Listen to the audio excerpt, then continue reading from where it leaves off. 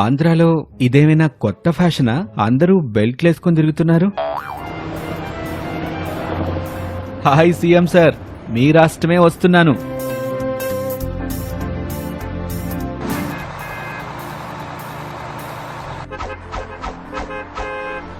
మెన్నొప్పికి టాబ్లెట్లు, వీపు నొప్పికి, నడుం నొప్పికి టాబ్లెట్లు. నాకు నడు నొప్పుకొకటే, భుజాల నొప్పుకొకటి. బస్సులో మామూలుగా చిప్స్, వాటర్ బాటిల్స్ కదా అమ్ముతారు, ఇదేంటి ఒంటి నొప్పులకి టాబ్లెట్లు అమ్ముతున్నావు? ఆంధ్రాకి కొత్త అయితే ఉంచు. Right right.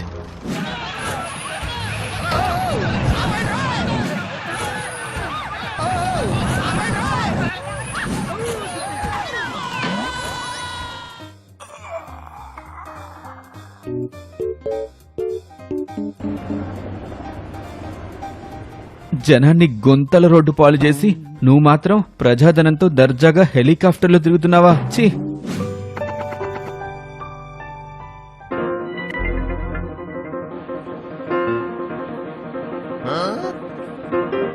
CM CM CM.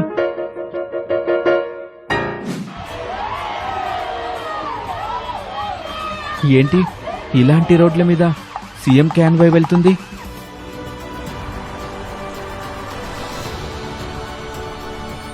Chips, water bottles, chips, water bottles. అదేంటి టాబ్లెట్స్ అమ్మకుండా ఇయ్యమ్ముతున్నావు? అదా అన్నా, అప్పుడంటే రోడ్లన్నీ పెద్ద పెద్ద గుంతలతో ఉండేవి కాబట్టి అవి అమ్మేవాడిని.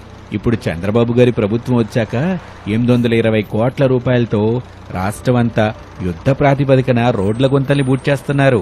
అంతేకాదు, మొదటి విడతగా రాష్ట్రంలో 3000 కిలోమీటర్ల సిమెంట్ రోడ్లు, 500 కిలోమీటర్ల బీటీ రోడ్లు వేస్తున్నారు.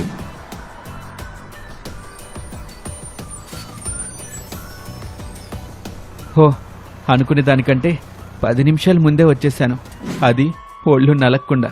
వావ్!